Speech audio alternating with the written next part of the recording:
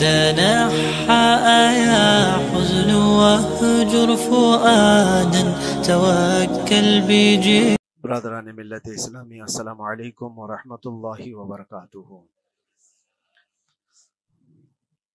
الحمدللہ الحنان المنان الذي خلق الانسان وعلمه البيان، والصلاة والسلام على رسوله سید الانس والجان وعلى آلہ واصحابہ ذوی الخیر والاحسان، اما بعد فاعوذ باللہ من الشیطان الرجیم، بسم اللہ الرحمن الرحیم۔ وَأَمَّا بِنِعْمَةِ رَبِّكَ فَحَدِّثْ، صدق اللہ مولانا العظیم۔ بارگاہ رسالت مآب صلی اللہ علیہ وسلم میں درود پاک کا ہدیہ پیش کریں۔ اللہم صلی علی سیدنا و مولانا محمد معدن الجود والکرم وآلہ واصحابہ الکرام وابنہ الکریم وبارک وسلم صلاة دائمة سرمدا ابدا۔ قرآن عظیم میں اللہ رب العزت ارشاد فرماتا ہے، وَقَلِيلٌ مِّنْ عِبَادِيَ الشَّكُورُ، میرے بندوں میں شکر کرنے والے بہت کم ہیں۔ اور یہ بات صحیح ہے کہ بندے پر بے شمار نعمتیں اللہ تعالیٰ عطا کیا ہے، بے شمار ہیں۔ وَإِن تَعُدُّوا نِعْمَتَ اللَّهِ لَا تُحْصُوهَا، اگر تم اللہ کی نعمتوں کو گننا چاہو گے تو شمار نہیں کر سکو گے۔ شیخ سعدی رحمۃ اللہ تعالی علیہ فرماتے ہیں کہ تمہارا ایک سانس لینا بھی نعمت ہے، سانس کا باہر نکالنا بھی نعمت ہے، اور اگر صرف سانسوں کی نعمتوں کا شکر ادا کرنے پر بندہ بیٹھ جائے تو پوری عمر اس کی تمام ہو جائے۔ باقی نعمتوں کا کیا ہے؟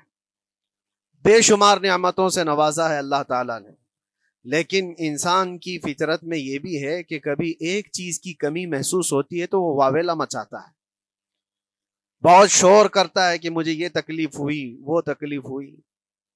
اس کے صحت کے زمانے کو وہ یاد نہیں کرتا، مصیبت کے زمانے کو بہت جلدی یاد کرتا ہے۔ اسی لیے شکر گزار بندے بہت کم ہیں۔ عادت یہ ڈال لیں، جب مصیبت آئے، کوئی تکلیف آئے، تو ہمارے اندر یہ احساس پیدا ہو جائے کہ میرے گناہ اس سے بھی بڑی مصیبت کے لائق تھے، اللہ نے کم مصیبت عطا کی۔ جب کوئی بیمار ہو جائے، جب کبھی کسی آفت میں مبتلا ہو جائے تو یقیناً درد تو ہوتا ہے، آدمی سہن نہیں کر پاتا، لیکن احساس دل میں یہ پیدا کرے اگر وہ انصاف کرنے پر آئے رب تبارک و تعالی میرے ہر گناہ کے بدلے بڑی بڑی سزائیں دے سکتا ہے، میں چھوٹی سی سزا میں ملوث ہوں، اللہ کریم اس کا شکر ہے۔ اسی طرح سے میرے عزیزو، ایک بات میں آپ کو بتاتا ہوں، خاص طور پر ہمارے قید کے زمانے میں بہت سارے ایسے قیدی جیل کے اندر جانے کے بعد ان کے حالات ایسے ہو جاتے ہیں، وہ نا امید اور مایوس ہو کر کفریہ جملے بکنے لگ جاتے ہیں۔ ان کے حالات ایسے ہو جاتے ہیں کوئی خدا نہیں، اگر ہوتا تو ہماری سنتا۔ بہت کچھ عبادتیں بھی کرتے ہیں، نہیں جب قبول ہوتی ہے تو مایوس ہو جاتے ہیں۔ تو یہ تو اندر کے حالات ہیں، باہر بھی کسی کے ساتھ ایسا ہو سکتا ہے۔ میں تو 10 سال سے دعا کر رہا ہوں، اولاد ہی نہیں ہوئی، کوئی یہ کہتا ہے۔ شادی ہو گئی، 10 سال ہو گئے، بچے نہیں ہو رہے ہیں۔ کوئی یہ کہتا ہے کہ میری بیٹی کا رشتہ ہی نہیں ہو رہا، ہر وظیفہ کر لیا، ہر دعا کر لیا، پھر یہاں سے نا امیدی، ناشکری۔ یہ جملے انسان کو کہاں تک پہنچا دیتے ہیں۔ ایک بات میں آپ کو بتاؤں، مولا علی کرم اللہ وجہہ الکریم کی یہ حکمت بھری بات ہے، ارشاد فرماتے ہیں جب کبھی مصیبت آئے اللہ کی طرف سے تو یہ امتحان ہے یا سزا ہے، کیسے پتا چلے؟ ظاہر سی بات ہے، ہر کوئی یہ کہتا ہے یہ تو اللہ کی طرف سے امتحان ہے، آزمائش۔ ہم بھی اندر تھے تو یہ بار بار احساس دلایا جاتا تھا، اور بعض لوگ یہ کہتے تھے کہ اللہ کی طرف سے آزمائش ہے، امتحان ہے، اس کو گزار لیجیے۔ بعض مرتبہ امتحان ہے اور بعض موقعوں پر سزا ہے، اور سزا کب ہے اور امتحان کب ہے یہ کیسے پتا چلے؟ بہت بڑا فارمولہ ہے۔ مولا علی کرم اللہ وجہہ الکریم فرماتے ہیں جب کبھی تم پر کوئی مصیبت آئے تو یہ دیکھ لینا ان مصیبتوں کے دن میں تم اگر اللہ سے زیادہ قریب ہو گئے ہو، دعا زیادہ کرنے لگ گئے ہو، وظیفے زیادہ کرنے لگ گئے ہو، تو اس کا مطلب ہے کہ اللہ تعالیٰ تم کو امتحان میں رکھا ہے. اور اگر مصیبتوں کے آنے کے بعد بندہ دور ہو جاتا ہے اللہ سے، پھر وہ بفر جاتا ہے، گناہ زیادہ کرنے لگتا ہے، تو سمجھ لو یہ سزا میں ملوث ہے. اب سب کی زندگی میں یہ مصیبتیں جب آتی ہیں تو خود اپنے آپ کو ریئلائز کرے، احساس کر کے دیکھے کہ مصیبت آئی ہے تو میرے ہاتھ میں تسبیح آ گئی یا پھر گالی گلوچ. مصیبت یا آفت آئی ہے میرے گھر پر تو میں عبادت اور نماز کی طرف زیادہ جا رہا ہوں یا پھر عیش و عشرت کی طرف زیادہ جا رہا ہوں. تو تمہیں خود پتا چل جائے گا کہ تم اللہ کی طرف سے امتحان میں ہو یا پھر سزا میں ہو. میرے عزیزو، بہت مقامات ایسے ہیں جہاں پر بظاہر مصیبت کی حکمت ہمیں نہیں معلوم ہوتی کہ کیوں آئی یہ مصیبت، کیوں دی گئی ہے ہمیں ایسی تکلیف. اسی کا نام تقدیر ہے کہ اللہ تعالیٰ کے لکھے ہوئے پر راضی رہنا یہ مومن کی شان ہے. مومن کو ہمہ وقت اللہ تبارک و تعالیٰ کی طرف سے لکھی ہوئی اس تقدیر پر راضی رہنا ہے. آپ کو میں ایک بات بتا دوں، حضرت ابو جندل ایک صحابی ہیں، مکہ مکرمہ میں ایمان لائے. رسول پاک صلی اللہ تعالی علیہ وسلم جب ابھی مکہ میں تھے، اس وقت غریب صحابہ کو کفار مکہ، مشرکین مکہ کس طرح سے پکڑ کر مارتے تھے، کیسے کیسی سزائیں دیا کرتے تھے. اسی اسنا میں اللہ کے نبی صلی اللہ علیہ وسلم ہجرت کر کے مدینہ تشریف لے گئے. لیکن جو ابو جندل تھے یہ قید میں تھے، قید میں تھے. ان کا باپ خود ان کو قید میں رکھا ہوا تھا، اور ایسی قید کہ زنجیریں بندھی ہوئی رہتی تھی.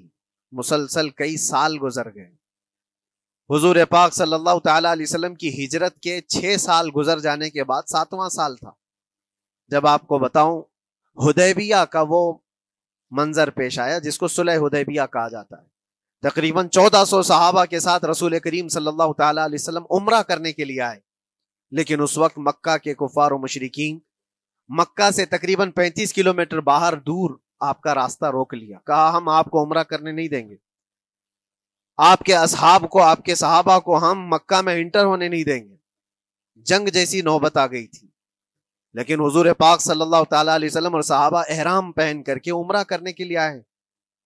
تو پھر درمیانی راستہ یہ اختیار کیا گیا. حضور پاک صلی اللہ علیہ وسلم نے فرمایا کہ ہم صلح کر لیتے ہیں، کچھ ایگریمنٹ ہو جائے ہمارے اور تمہارے درمیان، جنگ نہیں کریں گے، آج سے جنگ بندی ہو جائے. تو کفار مکہ اس بات پر راضی ہوئے، اور اس کے بعد صلح، جس کو کہتے ہیں صلح حدیبیہ، یہ بہت مشہور ہے. صلح حدیبیہ ہوئی، اس میں سارے پوائنٹس جو لکھے گئے تھے ایگریمنٹ کے اندر وہ سب مکہ والوں کی حمایت میں زیادہ تھے. دبا کر کے انہوں نے صلح کی تھی اس طرح سے ان کے نظام کے مطابق. یعنی اگر کوئی مکہ سے بھاگ کر مدینے جائے تو انہوں نے ایگریمنٹ میں لکھایا تھا کہ آپ کو وہ شخص ہمیں واپس کرنا پڑے گا، اور اگر مدینے سے کوئی بھاگ کر ہمارے پاس آئے تو ہم اس کو اپنے پاس رکھیں گے، ہم باہر واپس نہیں بھیجیں گے. تمہارا کوئی آدمی ہمارے پاس آ گیا بھاگ کر کے، یا ہمارا ہی وہاں رہنے والا کوئی آدمی آ گیا آپ کی امان سے نکل کر کے، تو ہم اس کو اپنے پاس رکھیں گے. ایسی بہت ساری شرطیں تھیں. میں کیوں کہہ رہا ہوں یہ بات سن لیجیے. یہ صلح حدیبیہ ہو گئی، ایگریمنٹ ابھی لکھا جانا تھا. وہ ابو جندل صحابی جو کئی سالوں سے مکہ میں قید میں تھے، زنجیریں توڑ کر کے وہ باہر نکل آئے. اور جب ان کو یہ خبر ملی کہ مکہ سے 35 کلومیٹر دور اللہ کے نبی صلی اللہ تعالی علیہ وسلم اپنے صحابہ کے ساتھ پڑاؤ ڈالے ہوئے ہیں اور تشریف لانے والے ہیں، کسی طرح بچ بچاتے ہوئے وہ وہاں پہنچ گئے حدیبیہ کے مقام پر. جیسے ہی وہ پہنچے صحابہ میں ایک شور ہو گیا. صحابہ جانتے تھے کہ کتنے سالوں سے ابو جندل قید میں ہے، طرح طرح کی اذیتیں اٹھاتا ہے، بہت مصیبتیں اٹھائی ہیں ابو جندل. دیکھا ان کے جسم پر پورے زخموں کے نشان تھے، ہاتھوں اور پیروں میں زنجیریں لٹکی ہوئی تھیں. وہ اسی حالت میں صحابہ کے پاس آ گئے. صحابہ سب نے سینے سے سینہ لگایا، استقبال کیا. ابو جندل تم آ گئے ہمارے پاس، آ گئے. اب بات سنو، بڑی حیرت کی ہے. ایگریمنٹ لکھا جا رہا تھا اور ابو جندل مکہ سے فرار ہو کر کے آئے تھے. ابو جندل کا جو باپ ہے اور دوسرے جو رئیس مکہ کے تھے، قریش کے سردار، سبوں نے ہاتھ روک لیا اور کہا ہمارا ایک آدمی بھاگ کر آپ کے پاس آیا ہے، ایگریمنٹ کے مطابق اس کو آپ ہمیں واپس کرنا ہوگا، واپس لوٹانا ہوگا۔ مکہ میں رہنے والا شخص آپ کے پاس آیا ہے، وہ ہمارا قیدی ہے۔ حضور پاک صلی اللہ تعالی علیہ وسلم نے فرمایا ابھی تو لکھا نہیں گیا، اس سے پہلے وہ آیا ہے، چھوڑ دو اس کو، اس کے بعد جو بھی ہوگا اس پر عمل کریں گے۔ مکہ والوں نے کہا نہیں، ہم نہیں مانتے اس چیز کو۔ حضور پاک صلی اللہ تعالی علیہ وسلم نے یہاں تک فرمایا اس ایک شخص کو میری ضمانت میں دے دو، باقی تمہاری ساری شرطیں منظور کر لی جائیں گی۔ وہ رحمت للعالمین، نبی اکرم صلی اللہ تعالی علیہ وسلم اپنے غلاموں پر رحم کیسے نہ کریں۔ جب ان حالات میں دیکھا ابو جندل کو تو صحابہ بھی حضور کے پاس آئے اور کہا یا رسول اللہ صلی اللہ علیہ وسلم صلح کیوں کر رہے ہیں ان کے ساتھ؟ جنگ کریں گے ہم ان کو، ہم نے بدر میں، احد میں، خندق میں ان کے ساتھ جو مقابلے کی ہمیں تجربہ ہے، ہم ان کے پرخچے اڑا دیں گے، آپ اجازت دیں ہم جنگ کریں گے۔ اللہ کے نبی فرماتے ہیں میں جو دیکھ رہا ہوں وہ تم نہیں دیکھ رہے ہو، اللہ کا حکم نہیں ہے جنگ کرنے کا، صلح ہے۔ صلح ہو گئی، لکھا جا رہا تھا، اور یہ ابو جندل آئے۔ آپ جب حضور پاک صلی اللہ تعالی علیہ وسلم نے فرمایا ٹھیک ہے ایگریمنٹ کے مطابق ابو جندل کو مکہ واپس بھیجنا پڑے گا، اتنا فرمایا تھا حضور نے، ابو جندل دھاڑے مار مار کر رونے لگے اور صحابہ کو جا کر کے اپنے زخم دکھانے لگے کہ دیکھو مجھے واپس بھیجا جا رہا ہے، مجھے واپس بھیجا جا رہا ہے۔ تو صحابہ کے اندر بھی جوش تھا، اپنا آدمی جب کوئی اتنا مظلوم ہو، اتنا مار کھایا ہو، اور پھر واپس انہی ظالموں کے سامنے اس کو بھیجا جانا ہو تو کیا کیفیت ہوگی۔ تو وہ ابو جندل سارے صحابہ کے بیچ میں چھپ چھپاتے ہوئے رو رہے تھے۔ اللہ کے نبی صلی اللہ علیہ وسلم تشریف لائے اور فرمایا ابو جندل میں کہہ رہا ہوں واپس چلے جاؤ، واپس جاؤ، مکہ جاؤ۔ تو انہوں نے کہا یا رسول اللہ صلی اللہ علیہ وسلم ان زخموں کے ساتھ واپس جاؤ؟ اللہ کے نبی صلی اللہ علیہ وسلم نے فرمایا ہاں ابو جندل اللہ کی مرضی یہی ہے، اور اللہ کا نبی وہی کہتا ہے جو اللہ کی مرضی ہوتی ہے۔ یہ میں کہہ رہا ہوں بظاہر تکلیفوں کی حکمت ہمیں معلوم نہیں ہوتی، لیکن ہمیں عمل کرنا چاہیے۔ نبی پاک صلی اللہ تعالی علیہ وسلم کا جب حکم ہوا، ابو جندل انہی زنجیروں کے ساتھ ان کے باپ کے حوالے کر دیے گئے، وہ گھسیٹتے ہوئے لے جا رہا تھا، گھسیٹتے ہوئے واپس انہی قیدیوں کی طرح لے جا رہا تھا۔ سب کی آنکھوں میں آنسو تھے، لیکن حکمت الہی کیا ہے یہ کون جانتا ہے۔ بظاہر اللہ تبارک و تعالیٰ کی طرف سے یہ دی ہوئی آزمائشیں، یہ تکلیفیں، اس کی حکمت وہ بہتر جانتا ہے۔ جب ابو جندل کو واپس کیا گیا ایک سوال اٹھتا ہے میرے عزیزو، یہ میں قید کی حالت میں رہ کر کے ایک شخص نے مجھ سے سوال کیا تھا، آپ تو اللہ کے نبی صلی اللہ تعالی علیہ وسلم کی ناموس کی بات کرتے ہو، حضور کی محبت کی بات کرتے ہو، ان کے عشق کی بات کرتے ہو، اور یہ بھی کہتے ہو کہ نبی پاک صلی اللہ تعالی علیہ وسلم دستگیری کرتے ہیں، اپنے غلاموں کی مدد کرتے ہیں، تو اتنے دنوں سے کیا آپ نے حضور کو نہیں پکارا؟ کیا رسول پاک صلی اللہ تعالی علیہ وسلم سے محبت اور عشق کی بات کے بعد آپ نے بھیک نہیں مانگی؟ اس وقت یہ واقعہ یاد آیا، میں تو ابو جندل کے پاؤں کے ناخن کی مٹی کے برابر بھی نہیں۔ وہ صحابی رسول تقریباً ان کے متعلق کہا گیا ہے 6 سے 8 سال تک وہ ان کی قید میں رہے، تو کیا رسول پاک صلی اللہ علیہ وسلم کو خبر نہیں تھی؟ خبر تھی، لیکن ہوتا ایسا ہے کہ جو جتنی محبت کرتا ہے اتنے ہی امتحانوں سے گزارا بھی جاتا ہے، اس کو امتحان دینے پڑتے ہیں۔ اسی لیے بار بار میں یہ بات کہتا ہوں، حضور پاک صلی اللہ تعالی علیہ وسلم کی ناموس کی بات کرنا، عظمت رسالت کی بات کرنا، یہ حلوے پراٹھے کھانے کا نام نہیں ہے، یہ شہادت گہے الفت میں ہے قدم رکھنا۔ لوگ آسان سمجھتے ہیں مسلمان ہونا، حضور پاک صلی اللہ تعالی علیہ وسلم کی شریعت طاہرہ کو بچانے کے لیے ہی تو، حضور کی ناموس کی حفاظت کے لیے ہی تو مولا امام حسین نے اپنی گردن دے دی، اپنے بچوں کی قربانی دے دی، اپنا عیش آرام سب تیاگ دیا۔ یہ ساری قربانیوں کے بعد ہی اس امتحان سے بندہ نکلتا ہے۔ وہ امام احمد بن حنبل جن کے سینے میں 5 لاکھ حدیثیں محفوظ تھیں، رسول پاک صلی اللہ علیہ وسلم کی 5 لاکھ حدیثوں کے حافظ، لیکن بغداد کے ظالم حکمرانوں نے ان کو ننگی پیٹھ پر کوڑے مارے ہیں۔ پہلی مرتبہ 100 کوڑے، دوسری مرتبہ پھر 100 کوڑے، تیسری مرتبہ پھر 100 کوڑے، اتنے میں تو آدمی مر جاتا ہے۔ امام احمد بن حنبل کی پیٹھ جھک گئی تھی۔ میرے عزیزو، یہی ہے جس کو ہم کہہ رہے شہادت گہ الفت میں ہے قدم رکھنا۔ اگر تم سچا ایمان رکھتے ہو تو پھر آزمائش بھی ہوگی۔ اللہ کریم قرآن میں فرماتا ہے فَلَيَعْلَمَنَّ اللَّهُ الَّذِينَ صَدَقُوا وَلَيَعْلَمَنَّ الْكَاذِبِينَ۔ اللہ تبارک و تعالیٰ ضرور آزمائے گا سچا کون ہے اور جھوٹا کون ہے۔ مصیبتیں آئیں گی، آندھیاں آئیں گی، لیکن جمے رہو، ڈٹے رہو، اللہ رب العزت سے کبھی بھی اپنا رشتہ نہ توڑو، اور جو تمہارے اندر ایمان ہے، توکل اور یقین ہے، ذرا برابر بھی فرق آنے نہ پائے۔ آج نہیں قبول ہوئی کل ہوگی، کل نہیں قبول ہوئی پرسوں ہوگی، کبھی نہ کبھی تو دعا قبول ہوگی۔ دنیا داروں کے دروازے کھٹکھٹاتے ہیں تو ایک نہ ایک دن دروازہ کھلتا ہے، وہ ارحم الراحمین ہے، وہ ارحم الراحمین ہے، دروازے کھولتا ہے، لیکن وہ بہتر جانتا ہے کس وقت دروازہ کھلنا چاہیے۔ ہم اپنی مرضی کے مطابق رب کو نہیں چلا سکتے، مولا تعالیٰ جیسا چاہے ہمیں ویسا چلنا چاہیے۔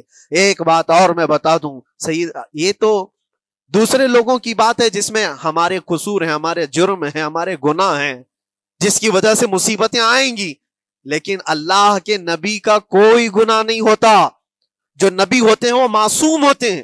سیدنا یوسف علیہ الصلوۃ والتسلیم اللہ کے نبی، اللہ کے نبی ابراہیم علیہ السلام کے بیٹے اسحاق علیہ السلام، اسحاق علیہ السلام کے بیٹے یعقوب علیہ السلام، یعقوب علیہ السلام کے بیٹے یوسف علیہ السلام، جن کی نسل میں انبیاء کرام، جو پورا خاندان نبوت کا ہے، وہ یوسف علیہ السلام کن کن مقامات سے گزارے گئے۔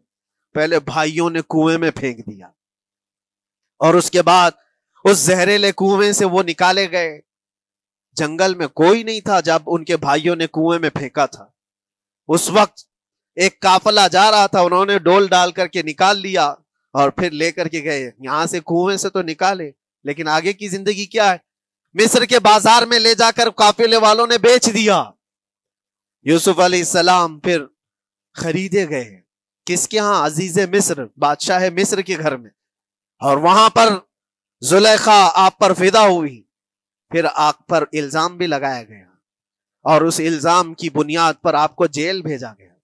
اللہ کے نبی کے دامن پر پیوند تو ہو سکتا ہے، دھبا نہیں ہوتا۔ کسی گناہ کا تصور بھی وہ نہیں کرتے، وہ معصوم ہوتے ہیں، لیکن بغیر کسی قصور کے، بغیر کسی جرم کے آپ کو جیل بھیجا گیا۔ یوسف علیہ الصلوۃ والتسلیم جیل جب گئے، وہ نبی ہو کر کے، اور اس کے بعد دن کٹتے رہے۔ دن کیسے؟ ہفتے، ہفتے کیا مہینے، مہینے کیا سال۔ یوسف علیہ الصلوۃ والتسلیم کے 7 سال گزر گئے۔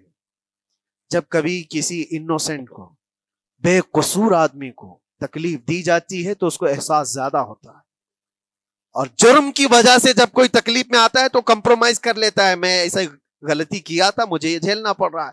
لیکن جس کا جرم ہی نہیں، نہ کردہ گناہ کی سزا جب دی جاتی ہے، بندہ بہت بکھر جاتا ہے، ٹوٹ جاتا ہے۔ لیکن وہ اللہ کے نبی تھے، توکل کیسا تھا، یقین کیسا تھا، صبر کے ساتھ نکالے۔ لیکن ایک بہت پیاری بات ہمیں ملتی ہے میرے عزیزوں، وہاں قیدی اور بھی تھے، اور یوسف علیہ السلام کو اللہ تعالیٰ نے ایک معجزہ عطا کیا تھا۔ وہ خوابوں کی تعبیر سچی سچی بتاتے تھے۔ خواب کی تعبیر ہوا کرتی ہے، جو بھی خواب دیکھتا ہے آدمی، اس میں اشارہ ہوتا ہے اللہ کی طرف سے۔ تو 2 قیدیوں نے خواب دیکھا تھا، یہ قرآن پاک کے سورہ یوسف میں پورا موجود ہے، 12ویں پارے میں۔ 2 قیدیوں نے خواب دیکھا، اپنا اپنا خواب انہوں نے بیان کیا یوسف علیہ السلام کو۔ ایک قیدی نے دیکھا کہ وہ سر پر روٹیاں رکھ کر کے لے جا رہا ہے اور پرندے نوچ نوچ کر کھا رہے ہیں۔ دوسرے نے دیکھا کہ وہ انگوروں کو نچوڑ کر کے اس کے رس پی رہا ہے۔ تو انہوں نے بتایا یوسف علیہ السلام کے پاس، ایسا ایسا ہم نے خواب دیکھا ہے، اس کی تعبیر کیا ہو سکتی ہے؟ سیدنا یوسف علیہ السلام فرماتے ہیں، میں دونوں کے خواب کی تعبیر بتاؤں گا، لیکن اس میں سے ایک بندہ، اس سے آپ نے کہا تو وعدہ کر کے میرا بھی کام کرے گا، میرا بھی ایک کام ہے، تو کرے گا۔ 7 سال گزر گئے تھے، جو بادشاہ مصر تھا وہ بھی بدل چکا تھا، جس نے قید میں ڈالا تھا وہ ختم ہو گیا، دوسرا آیا، تیسرا آیا، جو بھی آیا، لیکن حکومت بدلی ہوئی تھی۔ تو خواب کی تعبیر بتانے سے پہلے ایک قیدی سے یوسف علیہ السلام نے کہا کہ میرا کام تو کرے گا؟ اس نے کہا ہاں، آپ جو کہیں گے میں کروں گا۔ تو سنو، تعبیر یہ ہے، جس کے سر پر روٹیاں رکھی ہوئی اور کوے کھا رہے تھے یا پرندے کھا رہے تھے، اس کی تعبیر یہ ہے کہ ان قریب تجھ کو موت کی سزا سنائی جائے گی۔ وہ غمگین تھا. دوسرے سے کہا تو انگور کے رس نچوڑ کر پی رہا تھا. تیرے خواب کی تعبیر یہ ہے کہ عنقریب تجھ کو رہا کر دیا جائے گا, تو آزاد ہوگا, اور تجھ سے ہی میرا کام یہ ہے کہ آزاد ہو کر جائے گا تو تو موجودہ وقت کے جو بادشاہ ہے شاید اس کی فوج میں شامل ہو جائے یا اس کے سپاہیوں میں وزیروں میں, تو میری یہ بات اس تک پہنچا دینا. پچھلے 7 سالوں سے بے گناہ بے قصور ایک قیدی اندر ہے, اس کو آزاد کر دیا جائے, اس کو آزاد کر دیا جائے. اس نے کہا بالکل, اگر میں چھوٹا تو آپ کا ایک کام ضرور کروں گا. سنیے بات, چند دن نہیں گزرے تھے کہ اس ایک قیدی کو موت کی سزا ہو گئی. اس کو موت کی سزا سنائی گئی اور پھانسی ہو گئی. دوسرا یہ جو قیدی جس کو آپ نے رہائی کی خوشخبری دی تھی, اس کی بھی رہائی کی خوشخبری آ گئی, وہ آزاد ہو گیا.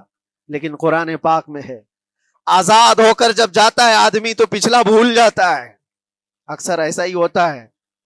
کیا جیل کے دوست کون تھے کیا تھے کچھ پتا نہیں, اور آدمی تو یہ سوچتا ہے دوبارہ کبھی ادھر کے دروازے کو بھی نہ دیکھو. آیا اور بھول گیا. یوسف علیہ السلام نے جو کام دیا تھا وہ بھول گیا. یہاں تک کہ قرآن میں اللہ فرماتا کئی سال گزر گئے, 1-2 دن نہیں سالوں گزر گئے, اور وہ بادشاہ کی فوج میں شامل تھا یا بادشاہ کے مصاحبین میں شامل تھا, قریبی لوگوں میں.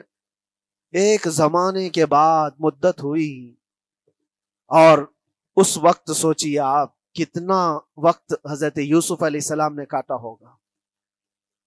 ایک دن آپ بے اختیار رو پڑے اللہ کی بارگاہ میں. یہ میں آپ کو بتا رہا ہوں, کبھی کبھار انسانی فطرت کا تقاضا ہے. اللہ تبارک و تعالیٰ کی بارگاہ میں رو پڑے اور کہا اے رب العالمین اے ارحم الراحمین, یہ دن کب ختم ہوں گے؟ یہ جس طرح سے مجھے جیل کی سلاخوں کے پیچھے بند کیا گیا ہے, ان مصیبتوں سے کب آزادی ہوگی میرے مولا یا ارحم الراحمین؟ جواب رب تعالیٰ کی طرف سے آیا. یہ ہمارے اور آپ کی بات نہیں ہے, یہ اللہ کے نبی کی بات ہے. اب سنو, یوسف علیہ السلام کو جواب آیا اے یوسف, جب تجھے جیل سے نکلنا ہی تھا, تجھے باہر جانا ہی تھا, تو دنیا کے بادشاہ کے سامنے کیوں ریکویسٹ رکھا, میرے سامنے رکھ دیا ہوتا. اللہ اکبر, یہ توکل کا اعلیٰ درجہ ہے. اتنی مصیبتوں کے بعد بھی تم نے اس سپاہی کو کیوں اپنا قاصد بنا کر بادشاہ کے سامنے بھیجا کہ میری آزادی ہو جائے؟ یوسف علیہ السلام بہت روئے, سجدے میں گر کر کے مولا مجھے معاف کر دے, اور میرے ہر شے کا تو مالک ہے. اب میں زندگی بھر قید میں رہوں یا آزاد رہوں یہ تیری مرضی پر ہے. میرے عزیزو, پھر یوسف علیہ السلام کے ساتھ کیا ہوا؟ بادشاہ نے خود ایک خواب دیکھا اور وہ پریشان تھا, خوابوں کی تعبیر کوئی بتا نہیں رہا تھا. تب اس قیدی کو چھوٹے ہوئے کو یاد آئی بات کہ جیل میں ایک آدمی ہے جو سچی سچی تعبیر بتاتا ہے. پھر اس نے بادشاہ سے کہا ایک قیدی بہت شریف اور صالح ہے, وہ سچی تعبیر بتائے گا, آپ کہے تو میں اس کو لے آؤں. اور اس نے مجھے یہ کہا بھی تھا کہ اس کو آزاد کرنا ہے, آپ کے پاس ریکویسٹ رکھنی ہے کہ وہ بے قصور قید میں ہے. بادشاہ نے معلومات حاصل کی اور اس کے بعد پروانہ دے دیا کہ اس قیدی کو آزاد کیا جائے جس کو بے قصور رکھا گیا ہے, اور میرے خواب کی تعبیر بتائی جائے. یوسف علیہ الصلوۃ والتسلیم کو لوگ آئے لینے کے لیے. اب یہاں منظر اور ہے میرے عزیزوں. کہا کہ بادشاہ نے خواب دیکھا, اس کی تعبیر بتائے. آپ نے تعبیر تو بتا دی کہ کیا ہونے والا ہے اگلے 7 سالوں میں بادشاہ کے ساتھ, یہ ساری تعبیر بتائی. لیکن جب آزاد کرنے کی بات آئی تو آپ نے کہا رہنے دو, اب مجھے قید میں رہنے دو, اس لیے کہ آپ کو یہ احساس ہوگا کہ میں بادشاہ کے پاس کیوں رکھا ہے اس مقدمے کو. لیکن بعد میں بادشاہ اور اس کے مصاحبین اور اس کے وزیر آپ کو اصرار کرتے ہوئے لے گئے اور لے جا کر کے سیدھے وزیر اعظم کے تخت پر بٹھا دی, سیدھے وزیر اعظم کے تخت پر بٹھا دیا. پھر رب تبارک و تعالیٰ نے فرمایا اے یوسف, جب تک ہم چاہیں تب اندر رہے گا آدمی, اور جب ہم چاہ لیں باہر تو پھر اپنی مرضی سے کوئی اندر بھی نہیں رہ سکتا. حقیقت ہے میرے عزیزوں، جب مصیبتوں کے ختم ہونے کا وقت آئے پھر پوری دنیا کھڑی ہو کر کے بھی تم کو مصیبت نہیں دے سکتی، تکلیف نہیں دے سکتی۔ اور رب تبارک و تعالیٰ نے فرمایا وَإِن يَمْسَسْكَ اللَّهُ بِضُرٍّ فَلَا كَاشِفَ لَهُ، اگر تم کو اللہ کی طرف سے کوئی مصیبت آئے تو کوئی اس کو ہٹانے والا نہیں ہے۔ وَإِن يَمْسَسْكَ اللَّهُ بِخَيْرٍ فَلَا رَادَّ لِفَضْلِهِ، اور اگر اللہ تبارک و تعالیٰ کوئی بھلائی کسی بندے کو دے دے تو دنیا کی کوئی طاقت اس کو روک بھی نہیں سکتی۔ آج اگر رب تبارک و تعالیٰ ہم کو کوئی مقام اور مرتبہ دے دے، کوئی عزت اور انعام دے دے، سارے کتے بھونکتے رہیں، اس انعام کو کوئی رد نہیں کر سکتا۔ اللہ تبارک و تعالیٰ کا دیا ہوا فضل اس کو کوئی کاٹ نہیں سکتا، اور اس کی دی ہوئی مصیبت کو کوئی دوسرا ٹال بھی نہیں سکتا۔ اسی لیے آؤ لگے رہو اسی بارگاہ میں اور عرض کرو کہ مولا مجھ سے جو خطائیں ہوئی ہیں اس کو درگزر فرما دے، اور جس طرح کی بھی تو زندگی دیا ہے یہ تیرا شکر ہے مولا، شکر ادا کرنے کی عادت ڈال لو۔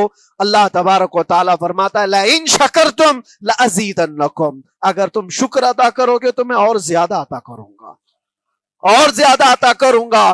آج اگر تھوڑی سی مصیبت ہے تو شکر ادا کرو کہ مولا بڑی مصیبت تو نہیں آئی ہے، یہ بھی تیرا کرم ہے، تیرا احسان ہے۔ مصیبت زدہ لوگوں کو دیکھتا ہوں تو پھر میں یہ کہتا ہوں ہاتھ بھی سلامت ہے، پیر بھی سلامت ہے، آنکھ بھی سلامت ہے، زبان بھی سلامت ہے، دماغ بھی چل رہا ہے، کیا یہ شکر کرنے کا موقع نہیں ہے؟ یہ شکر کرنے کا مقام نہیں ہے؟ آؤ ہر دن اللہ کا شکر ادا کرو، شکایتیں کم کرو، اللہ تبارک و تعالیٰ کو یہ زندگی پسند ہے۔ وآخر دعوانا ان الحمد للہ رب العالمین۔ السلام علیکم۔